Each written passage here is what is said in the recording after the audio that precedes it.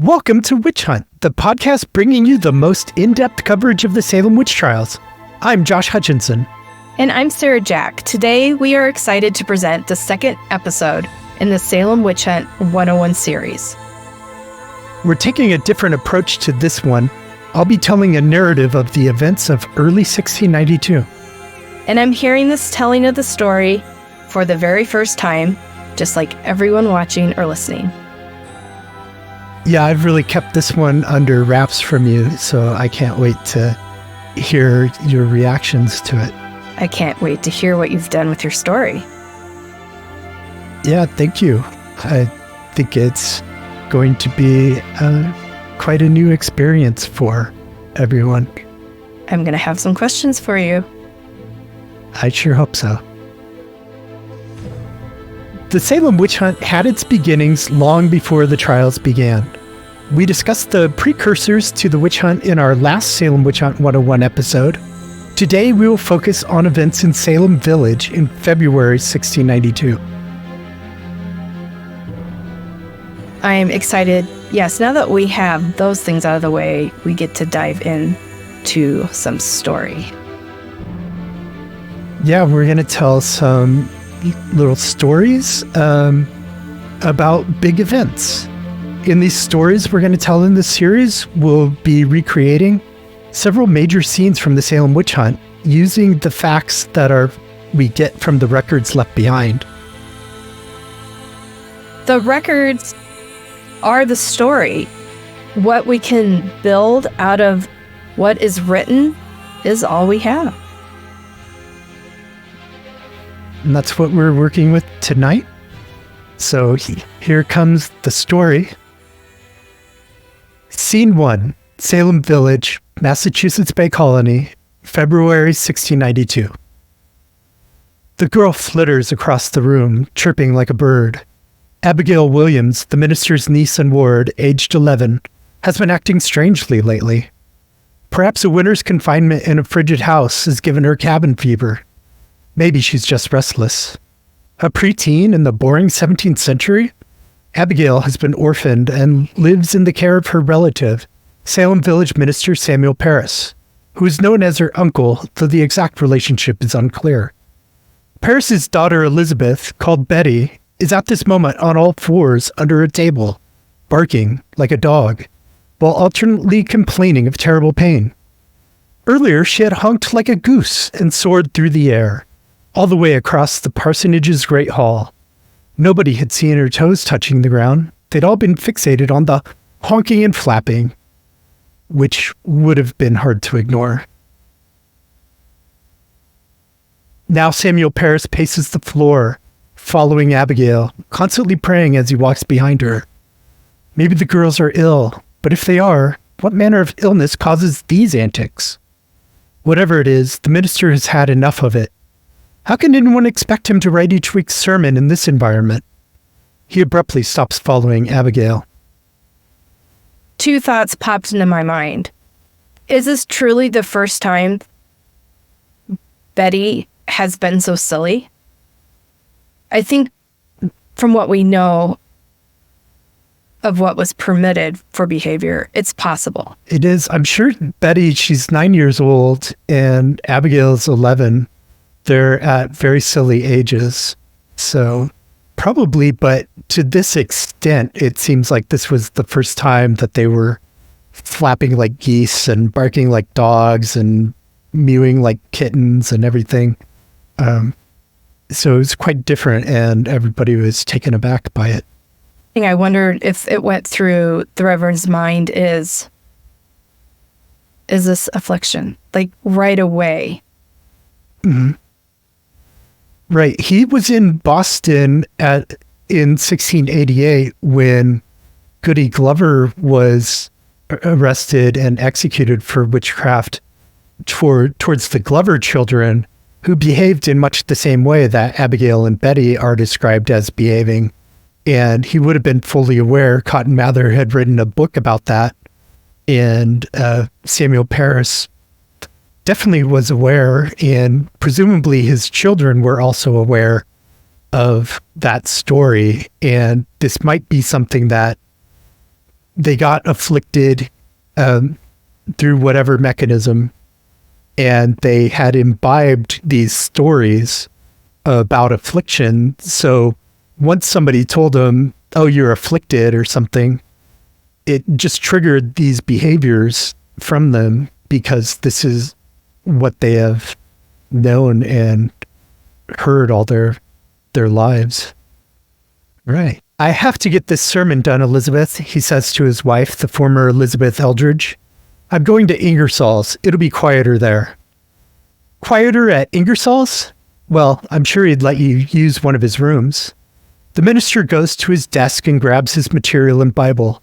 Looking at the ice just forming atop the ink, he says, warmer at Ingersoll's too.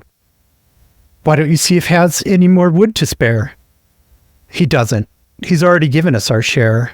It's those unregenerate types that are withholding. Samuel Parris strides to the door and steps out, letting the door swing shut hard behind him. Betty jumps, striking her head on the bottom of the table.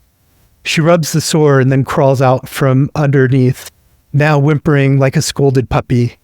Maybe she and her cousin are ill, but strangely, nobody else in the household has been acting anything but normal. Why has the illness not touched Betty's siblings, Thomas and Susanna? Why not Tituba or John? Why not Elizabeth Parris Sr., who seems to always be sick with something or other? Maybe the girls have succumbed to the pressures facing the Parris household this long, cold winter. They received a fraction of the firewood they need to live comfortably, and Samuel often finds himself writing his sermons at Ingersoll's, or sometimes the nearby Walcott home, or even Thomas Putnam's house. With the minister under intense pressure, that may have rubbed off on some of the children. It's really important to recognize how brutal that cold was on the Parris household. I mean, you don't feel good when you're cold. And he's writing these sermons that are a remedy for his people. They have to hear what he's saying from God's word so that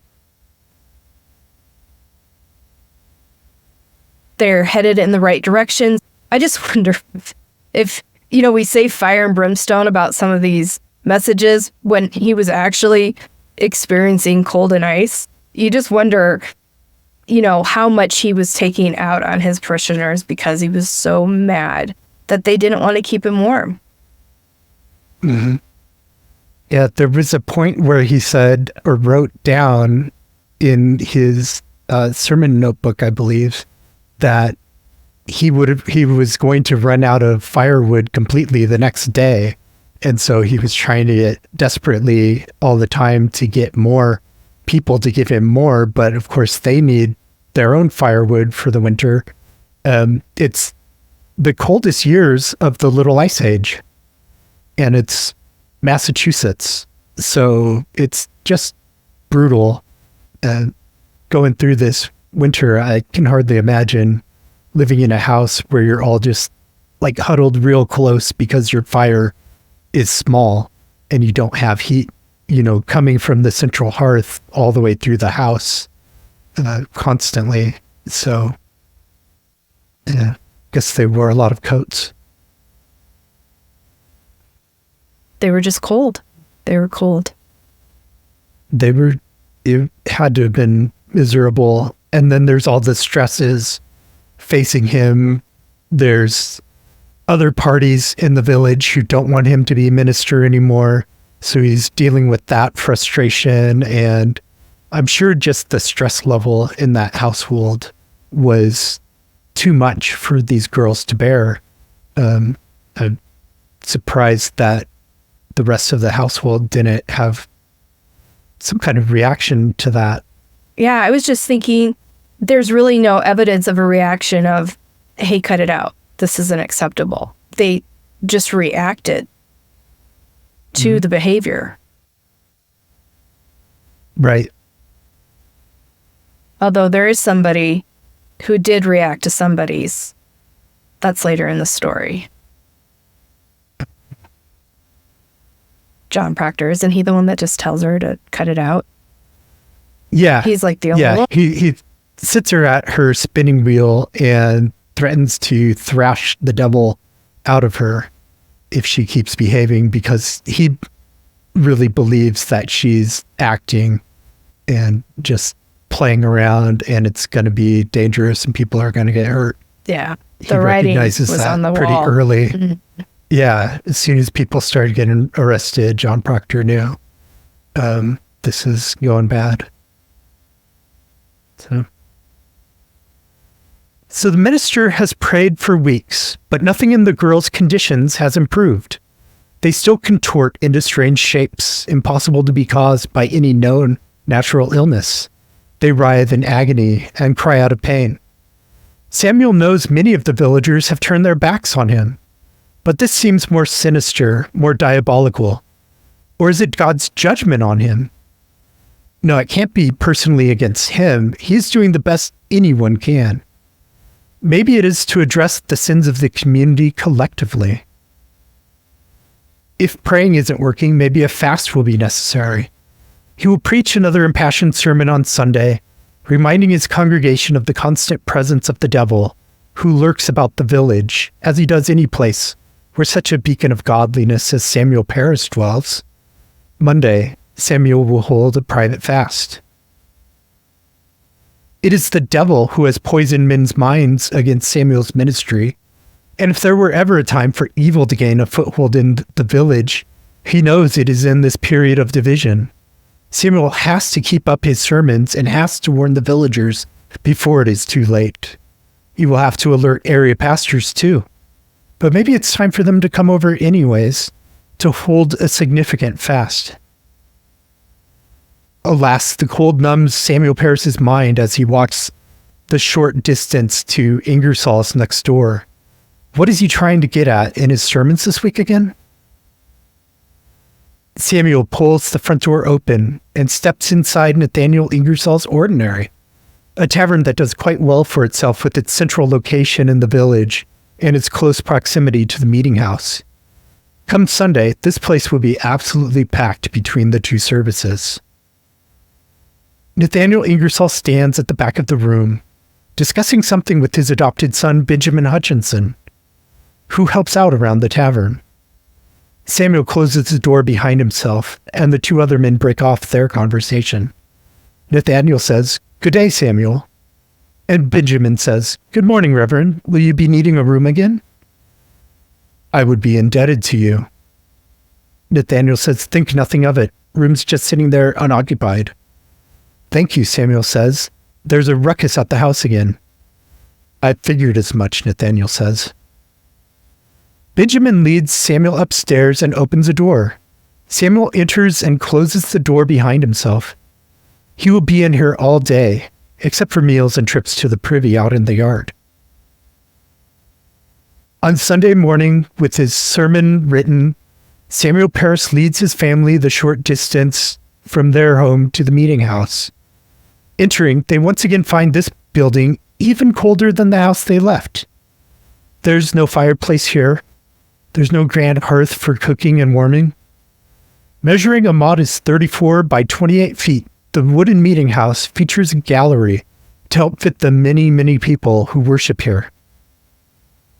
And there's a place today that people can visit a replica of the meeting house. Yes, if you go to the Rebecca Nurse Homestead, you get a replica built to the exact dimensions that were recorded in the Salem Village record book. It's quite remarkable to go in there and see a pulpit just like the one Samuel Parris would have preached at. I was able to stop by last May, so a year ago May now, when advocate Dr. Lou Igwe with Advocacy for Alleged Witches was in New England doing a speaking tour and visiting the memorials, and he did his presentation there, standing in front of the pulpit. It was extremely moving to think about what that room symbolizes, and of course, the message today that Leo is giving the world and the work that he's doing to save lives. The other thing that was special to me was being able to look out of the window at the meeting house and over to the homestead. I just liked looking through that old glass. The homestead's such a wonderful place to visit. But getting inside that meeting house for an actual talk was really a great experience. Yeah, we're so appreciative to the team at the Rebecca Nurse Homestead for hosting him and opening it up to us and all of those who attended. It was very special to have him there. Yes. And for you listening, we have done 2 episodes with Leo Igwe, and I do recommend that you go back and listen to those to hear what's going on in the modern world with witchcraft accusations. The other thing I wanted to point out is, unfortunately, we can't go to Ingersoll's, but there is lots of photos and chatter among descendants and locals online about its future. Yes, and we've recently done a bonus episode on Nathaniel Ingersoll and his tavern in the Salem Witch Trials, and recommend you go back and take a look at that or listen to that. And there is a very passionate community online that has developed around what the future might hold for that institution there. On January 3rd, Samuel had preached that Christ having begun a new work, it is the main drift of the devil to pull it all down. Today, February 14th, he will warn the church of the dangers of division and devilry. It's a woeful piece of our corruption in an evil time, when the wicked people and the godly party meet with vexations by and by to lay down divine providence, as if God has forsaken the earth and there were no prophet in his service. His vitriol is largely directed at those in the village who oppose him. They've challenged his ownership of the parsonage and his role as a minister. The village voted to withhold his pay and firewood, and once Joseph Hutchinson, a village committee member who had donated the land for the meeting house, fenced the building in. Now, for those of you keeping track, Joseph Hutchinson was the birth father of Benjamin Hutchinson, who he'd put in the care of the Ingersolls, who had lost their only daughter. Joseph himself had 7 sons and 4 daughters, so obviously had a kid to spare for the Ingersolls. Today, Parris will also speak of the present low condition of the church in the midst of its enemies. Non-Christians have inhabited this continent since time immemorial, and now those French Catholics to the north are encroaching again, with the aid of their Wabanaki allies. Monday morning, Samuel Parris rises well before dawn with the rest of his household. Betty and Abigail persist in their afflictions. Samuel needs medical advice, but first he will turn to the ministers. He sits at his desk and breaks out his writing materials, but the ink is frozen overnight again. Elizabeth, Samuel says, warm this ink for me. She takes the inkwell and places it in a pot, which she hangs over the low fire. In a few minutes, she returns the ink to her husband. The inkwell is warm to his touch. He sets it on his desk and draws ink into his pen. John, Samuel says, now handing John a paper, take this letter to Nathaniel's. He needs to send messengers to the local ministers to ask them to meet me here as soon as they all can attend to see the girls. John takes the note and departs. Samuel and family spend the rest of the day amidst numerous interruptions by the girls, fasting and praying, but the girls do remain unwell and continue to behave strangely. On February 24th, Parris sends John on another errand. This time, he is to retrieve Salem Village's only physician, William Griggs, who lives some distance down the road. After Griggs examines the girl, he pulls Samuel aside for a conversation. They're under an evil hand, he says. You're sure it isn't anything medical? Absolutely, this affliction is not natural. Then Satan is after me. I'm afraid so. In the parsonage and around the village, talk turns to witches.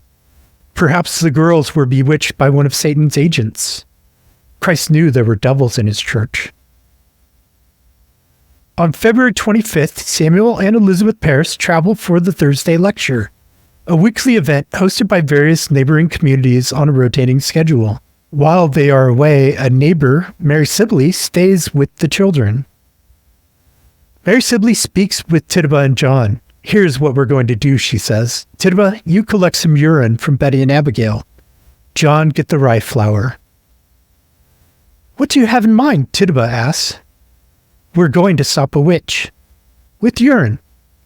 By baking a special cake. The girls' urine is needed so we can burn off some of the magic that the witch put in them. Soon Tituba collects the urine of the girls, and John retrieves the heavy sack of rye flour, while Elizabeth gathers the rest of what they'll need.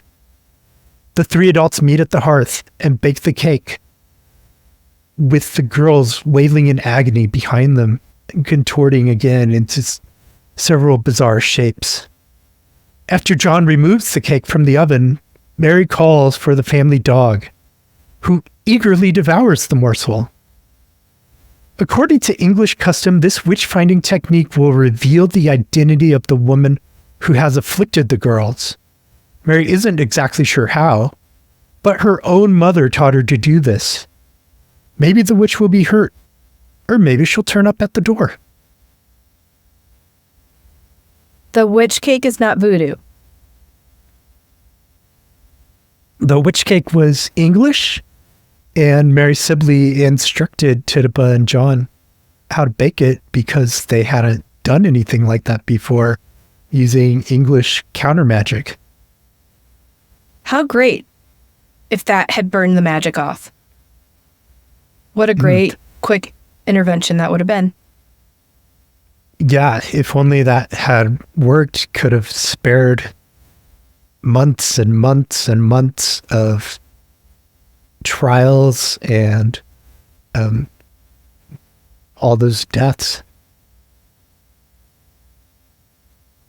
Now, the same day the witch cake is baked, two more village girls become afflicted. Ann Putnam Jr. is the daughter of Parris ally Mr. Thomas Putnam Jr. and Mrs. Ann Carr Putnam. Thomas and the two Anns have made several visits to the parsonage since Betty and Abigail have been ill. And I want to throw in that Thomas Putnam was also a sergeant in the local militia, serving under Lieutenant Nathaniel Ingersoll and Captain Jonathan Walcott, who are also important characters in the Salem Witch-Hunt story. Now, another visitor who's taken ill is Elizabeth Hubbard, an orphan teenage girl living with her relatives, the Griggses.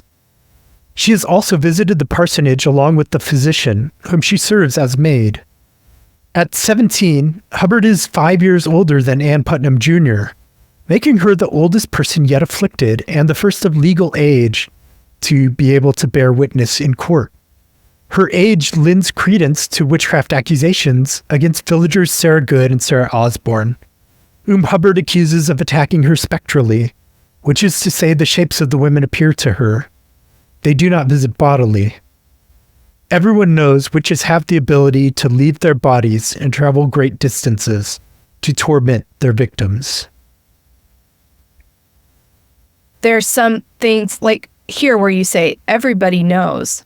This is one of the things that everybody knew. It was like not a question. They believed it just as much as they believed the devil was visiting them. 100%. When I say everyone, of course, I mean virtually everyone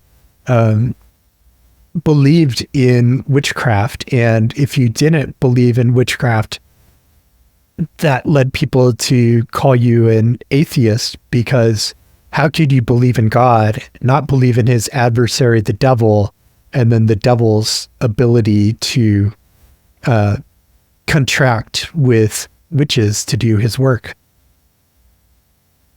The girl writhes, twisting and turning, shouting at the top of her lungs, "They got me!" "Who got you?" Thomas Putnam Jr. asks. I don't know, but it hurts. It hurts. Make it stop. It's okay, Annie. You'll be fine. God is with you always. It's not okay. I won't be fine. What makes you say that? I feel like my bowels are being torn out. We are praying as hard as we can. It's not enough. Then we'll fast. No, I'm being pinched and pricked and choked right now. Don't you see that? How do you fast that away? I'm sorry, Annie, but you know the best weapon is prayer. The best weapon that we have in this spiritual battle. What's wrong with me, Father? I wish I knew. Is it natural? No, there is something very dark in this village. The spectral figure of a woman approaches Anne, holding out a little red book and a red pen. Take it, she says. Sign the book and you'll be free from your troubles. And if I don't? Then we'll kill you. Father, save me! Your father won't save you. Nobody will. God preserve me. Just sign the book and you'll be free from your guilt, worry, and pain. What book is that? My God gave it to me. And who is your God? You know who I mean, girl. A stabbing pain tears through Anne's chest. God save me, she says. Annie, Annie, Thomas Putnam is calling. After a moment, Anne snaps to. The spectral woman has gone away with her book, but Anne just knows she'll be back. Thomas Putnam shakes his daughter. Are you all right? No, Father, a woman came to me with a book and said she'd kill me if I didn't sign it. What woman?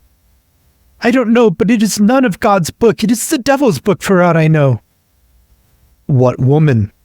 I couldn't make out her face, but you must have seen her before. She had a familiar aspect. How did she get in here? I didn't see anyone come in. She appeared spectrally from thin air. A witch.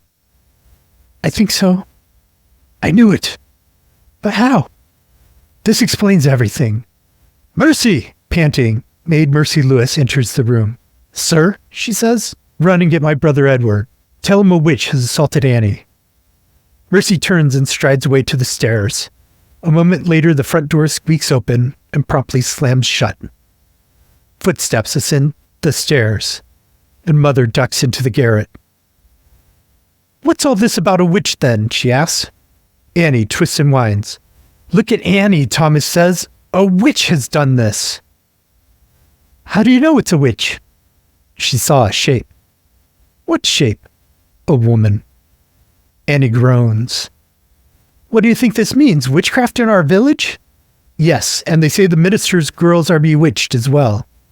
Oh dear, after they've been sick for so long, why do they suddenly suspect a witch? I don't know, but that's all anyone could talk about when I was over this morning. I suppose we'd better fetch Griggs and Parris to tell us if I'm right. I'll send Mercy as soon as she gets back from Edward's.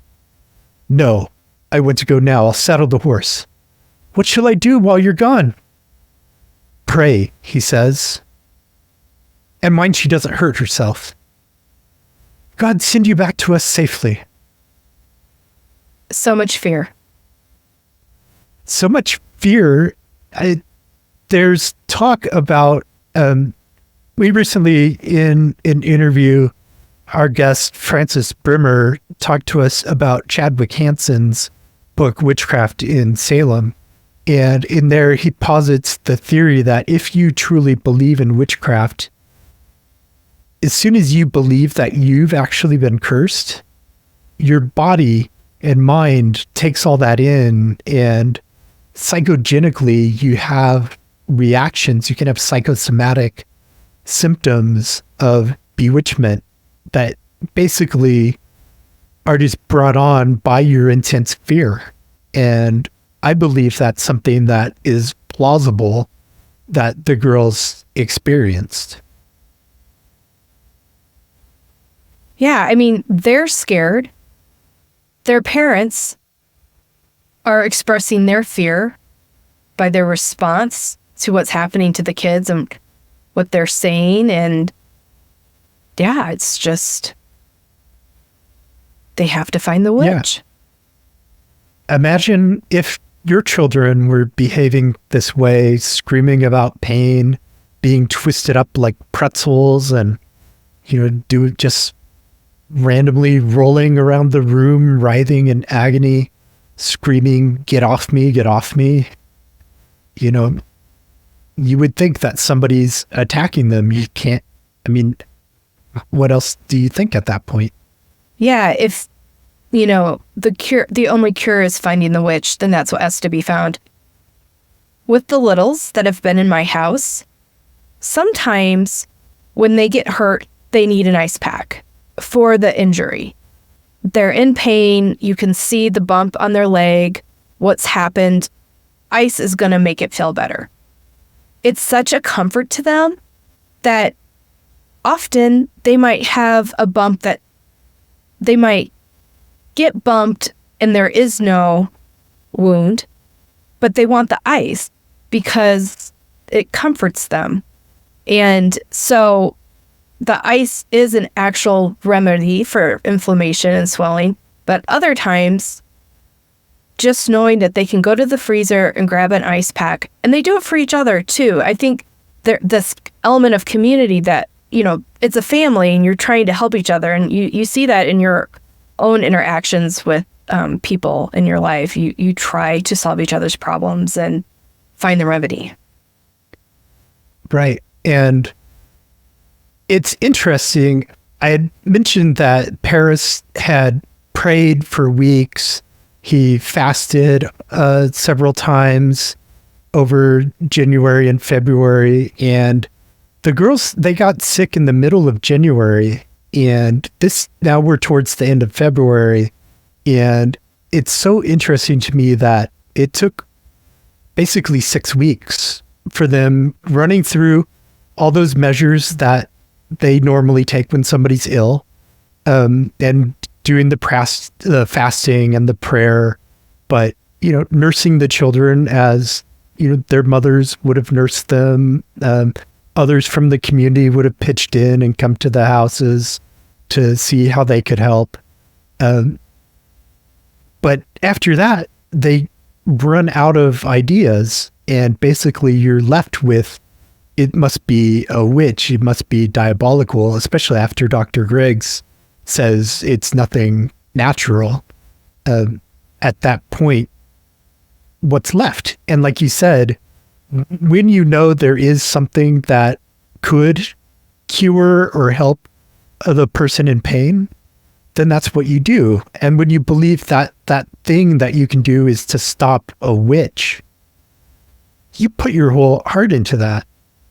And I think that's what we see later on in upcoming episodes. We'll see all that playing out, that these people put their hearts in it because they really wanted to stop the afflictions from happening.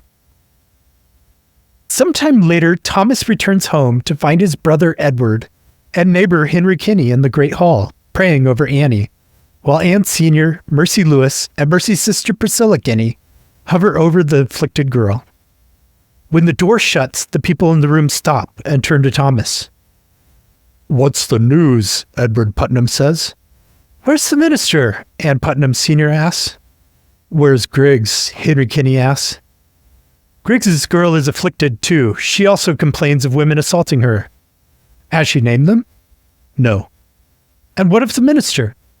"He's tied up with his own girls, but he's added Annie to his prayers. Says he'll come visit when his man gets back from some errand at Ingersoll's." "Dear God," Henry says. "4 of them afflicted now?" "It's spreading," Edward says. The following 2 days, February 26th and 27th, 1692, will prove pivotal, as these are the days the girls begin naming the names. Not 1, but 3 women will be accused by the end of these days. Tituba, the enslaved indigenous woman in the Parris household, is the first accused when Betty and Abigail cry out against her. The woman who has cared for them as much as their own mother has, who will go on to profess much love for them during her examinations by the magistrates. Born in South America or the Caribbean, Tituba may have been an Arawak or a Carib. Parris likely purchased her during his time in Barbados, where he tried to run his father's sugar business before his return to the Massachusetts Bay Colony, where he had for a time attended Harvard College, his academic career cut short by his father's death in Barbados. To say Samuel was a poor businessman is quite an understatement. The man seems to never quite settle into a profession at which he will be able to succeed. At any rate, he had Tituba in Barbados, and he brought her to Boston in 1680 or 1681. Except while he served as temporary minister in Stowe in 1685, Samuel remained in Boston working as a merchant until men from Salem Village approached him about being the town's minister in 1688. When he accepted the call in 1689 and moved his family to Salem Village, he brought Tituba with him. It's unclear when he acquired the man known as John Indian, a man of undetermined indigenous background. And for a time, a third enslaved person, an African-American teenage boy, also resided in the parsonage with the Parrises. However, Parris recorded the boy's death in March 1689. While Tituba's exact origin is unknown, Elaine G. Breslau's book, Tituba, the Reluctant Witch of Salem, posits one plausible theory and is very well worth a read. On February 27th, Ann Putnam Jr. accuses Sarah Good of bewitching her. Elizabeth Hubbard, meanwhile, names both Sarah Good and Sarah Osborne as her tormentors. In a dramatic incident, Elizabeth claims to be followed by a wolf, which is supposedly directed by Sarah Good, or may even be the shape-shifting Sarah herself. In 1692, Sarah Good is an impoverished woman with no permanent housing or reliable income. But things hadn't always been that way.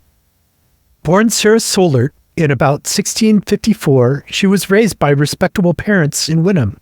Her father, John Solert, was likely French by birth and may have been Huguenot by faith. He worked as an innkeeper and left behind a healthy estate, but he took his own life in 1672. And unfortunately, Sarah was left in the lurch, inheriting only 3 acres of meadow.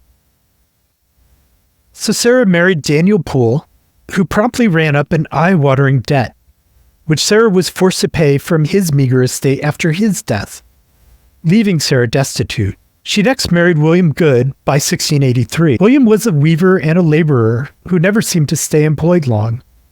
He and Sarah had to sell off the meadow to pay additional debts owed by Sarah's first husband.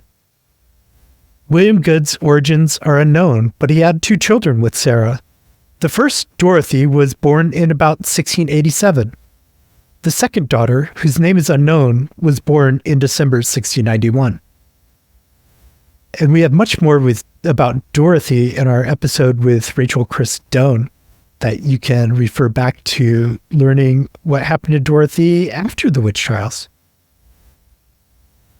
At the time she was accused, Sarah Good was in the habit of going house to house seeking charity.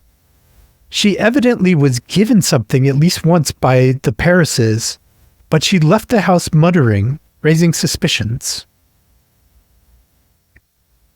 Sarah Osborne had caused a scandal when, following the 1674 death of her husband, Robert Prince, she married Alexander Osborne, her young indentured servant. She was also involved in a dispute over her husband's first estate with his kin, Thomas and John Putnam, who were the executors.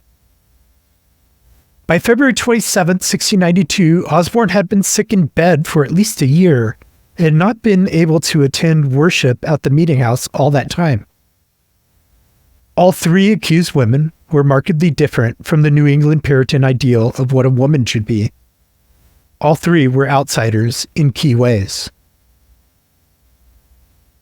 Tituba was most clearly an outsider, being indigenous in a period when Massachusetts English settlers were at war with the Wabanaki Confederacy, an alliance of Algonquian-speaking peoples who had chosen to ally themselves with the French over the British. But Sarah Good from Wynnum was also a relative newcomer to Salem Village.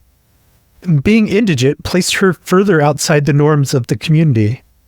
Requesting charity was itself risky business in the age of witch hunts, as people who refused to give what was asked for felt guilt, and then resented the one who asked. If something shortly went wrong for the refuser, say a child took ill or livestock died, perhaps, then the person who refused the gift would suspect the one they'd refused was seeking revenge through witchcraft. Aren't there some things in the record where those who were turned away for a favor or a handout were mad when it was refused and they wished something ill on the refuser? There are a number of cases exactly like that where somebody, say, refused to give milk and the requester then said, your cow will never give you milk again, or something to that effect in their irritation and anger. And those words come back to haunt them, definitely. In the case of Sarah Good, though, she's just accused of muttering. And in the next episode, we'll discuss her examination by the magistrates and what she says about her muttering. Lastly, Sarah Osborne had transgressed social norms by wedding a younger man and an indentured servant, and by failing to attend meetings on Sundays. With 3 women accused of witchcraft, the witch hunt was ramping up and would soon be in full swing. We'll cover the first arrests and examinations in our next 101 episode.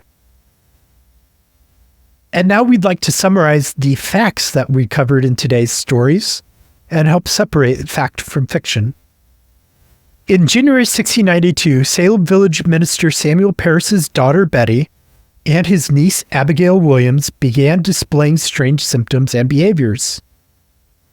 Now, there are many, many theories about what caused the girl's symptoms, and many of these theories, such as ergot, have been disproven. But I believe it's more important to understand the motivations of the adults who filed the complaints that we'll discuss beginning in our next installment. As I mentioned, so many theories about what caused it. Some theorize that the girls ate bad bread and got ergot poisoning. Others point to encephalitis, meningitis, and other physical ailments, while others point to mental health conditions such as mass psychogenic illness. In several instances, fraud was clearly perpetrated. Were the girls and the other people who were known as afflicted lying about everything? Or were they perhaps trying to strengthen their cases against people they truly believed were bewitching them? That's the big question. It's a big question. Whatever caused the ailments, we all know how the story ends. By the end of the saga, at least 156 people had been accused of witchcraft. So why did the men who filed the complaints make the accusations they did? That's something we'll be looking at in our future episodes. Continuing with the facts, on February 14th, 1692, Samuel Parris did preach that the godly must war a good warfare to subdue all our spiritual enemies. And the other lines that I quoted that he said in his sermon, he did say as recorded in his sermon notebook. And it is known that Samuel Parris did observe several private fasts. However, we don't have the specific dates for those, so we don't know whether he held one on February 15th, like I said in the story.